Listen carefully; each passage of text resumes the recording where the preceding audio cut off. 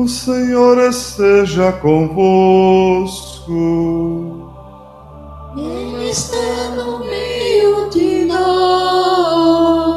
Proclamação do Evangelho de Jesus Cristo, segundo Marcos. Glória a vós, Senhor. Naquele tempo, Jesus dizia no seu ensinamento a uma grande multidão: tomai cuidado com os doutores da lei. Eles gostam de andar com roupas vistosas, de ser cumprimentados nas praças públicas, gostam das primeiras cadeiras nas sinagogas e dos melhores lugares nos banquetes. Eles devoram as casas das viúvas, fingindo fazer longas orações.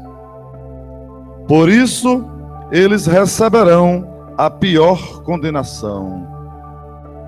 Jesus estava sentado no templo, diante do cofre das esmolas, e observava como a multidão depositava suas moedas no cofre.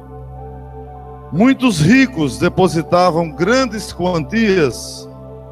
Então chegou uma pobre viúva que deu 2 pequenas moedas que não valiam quase nada.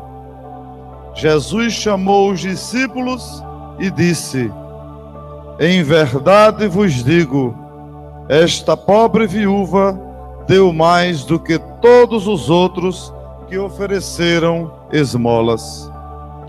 Todos deram do que tinham de sobra, enquanto ela, na sua pobreza, ofereceu tudo aquilo que possuía para viver. Palavra da salvação. Glória a vós, Senhor. Amados irmãos, todos e todas, que cenas comoventes das 2 leituras que nós ouvimos do livro do Reis e do Evangelho. 2 viúvas, não tem nome, são anônimas, porque significam a situação também de pobreza e de miséria, onde ela existe, né? E mais ainda quando nós somos nordestinos e estamos vivendo o flagelo da seca, sequidão, do deserto, não tem chuva, não chove mais, a água está escassa, vai faltar alimento, né? Como não nos enquadrar nestas leituras de hoje, atualizadas na nossa vida do povo do Nordeste e também de outras partes do mundo que vivem a mesma situação da miséria humana, não é? E ainda não tem compaixão dos que sofrem, né? Como hoje, logo mais sairá em rede nacional outra reportagem, um município, um dos mais pobres do Rio Grande do Norte. O dinheiro some, dinheiro público. Jesus diz: tomai cuidado, porque eles fazem o que com a casa das viúvas, né?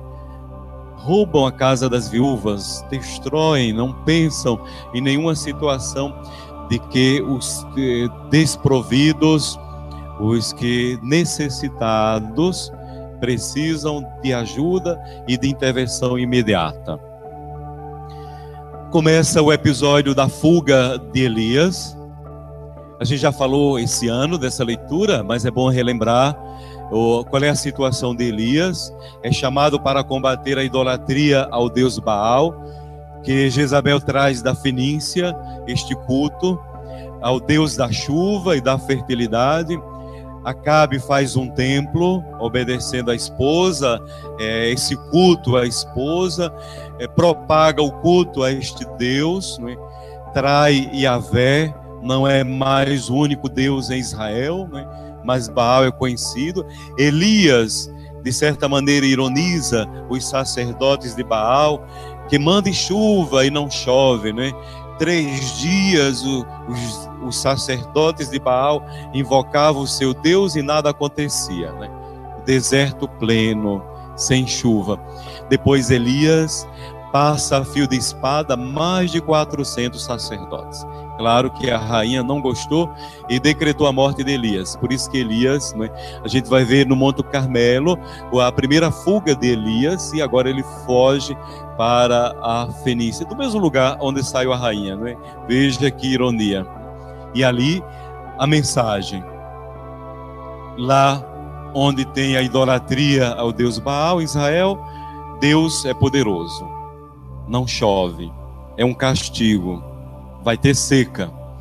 Lá onde tem o culto, onde é a terra do inimigo, Deus faz milagre, multiplicou o pão, deu comida, né?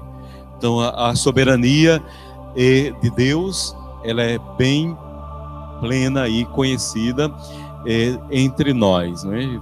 Está bem claro no texto de que Deus na terra de inimigos, de demônio, também Deus age, né? E o que dizer das nossas idolatrias e das nossas festas, né? Faz 8 dias que teve no bairro Halloween, né? E muito me admira, entristece de ver metade de nós lá, não é? Cultuando as bruxas, não é? Que a gente não tem mais a culto a dar, não é? Então vai lá, se veste, quer ser por um dia um zumbi, um vivo morto, algo assim monstruosa e estranha, né? Porque ser filho de Deus não está na moda, não é legal, né? A gente tem que ser um dia também do demônio, né? Então não traz nada, né, para o bairro, né? Nenhum benefício a não ser multiplicar a violência, a sujeira.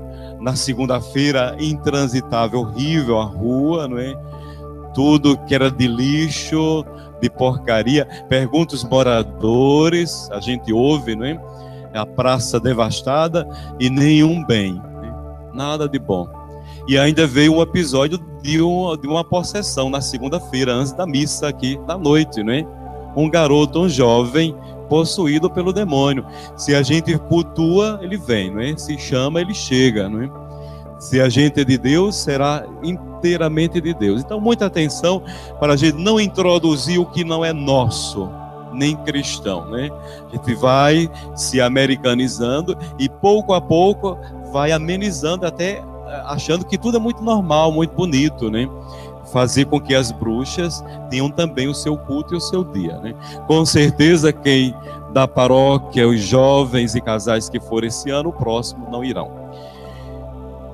Nós ouvimos o evangelho, que também é um episódio de uma viúva, mas podemos ver 2 partes bem interessantes do evangelho, dos versículos 38 a 40.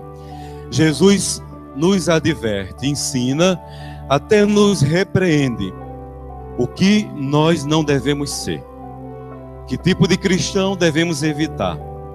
E dos versículos 40 a 44, o que de fato, qual é o projeto de Deus para nós.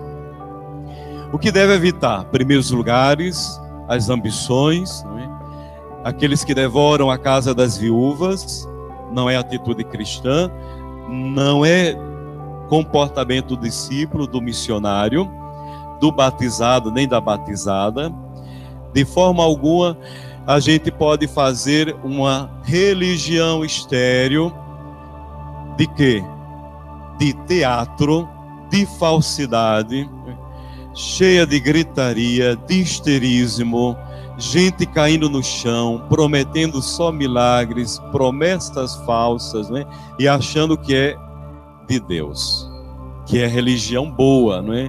Porque a gente grita, se afoga, pula, canta, e aí faz um bom teatro, um mega show. Mas Jesus quer esse culto para Ele? Pode ser para nós, que às vezes a gente cultua muito mais o pregador, o celebrante, que a gente cultua muito mais o milagreiro do que de fato quem tem o poder de fazer o milagre, que é Jesus Cristo. Então vamos olhando, definindo, discernindo, para que não recebam só aplausos e elogios.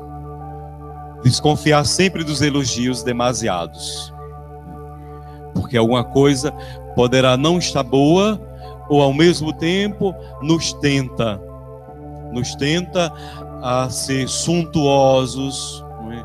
A sermos, querer sempre os melhores lugares, evitar, sem dúvida, o estrelismo. Que nós, muitas vezes líderes, lideranças religiosas, somos tentados a ter, né? A possuir, a querer. Então, evitar tudo isso, né? E ainda mais quando a gente fica vendendo aí os milagres, né? Que absurdo vender um lenço com suor a R$100, fazer realmente um comércio, comercializar. Segunda parte, Jesus chama a atenção para o testemunho da viúva, 2 moedas. Ela poderia ter pensado, eu tenho 2, vou dar só uma e fico com uma. Muitos de nós teríamos feito esse raciocínio, esse cálculo de matemática, essa divisão, e achava que tinha feito a divisão justa. Mas o elogio de Jesus, porque ela deu por inteiro, deu tudo o que tinha e nada que sobrava, e não pensou que iria faltar. Deu sem pensar, sem titubear. Então o que Jesus quer de nós? Com Deus não se faz pela metade. Ou é ou não é. Ou é católico ou não é católico. Ou se dá por completo ou não se dá por completo. Depois, não podemos separar oração e justiça. A gente reza, mas causa dano ao próximo e aos mais pobres. E ainda tira da boca deles. A gente rende culto a Deus, mas esquece dos privilegiados do Senhor, os excluídos. A viúva ama Deus totalmente porque se deu por inteira. E Deus quer de nós integral, completo. Não quer o pior, quer o melhor. O melhor esforço, a melhor ação, a melhor atitude, a melhor obra. Tudo de melhor para o Senhor. Por isso que essa semana a gente vai pensar qual é a diferença entre quantidade e plenitude. Pode ter muito dinheiro, mas ter o coração vazio de amor e de misericórdia. Então, para nós, o que serve? Ter muito em quantidade ou ser plenos, preenchidos de Deus. Então, qual é a diferença? E que de fato o que nós queremos?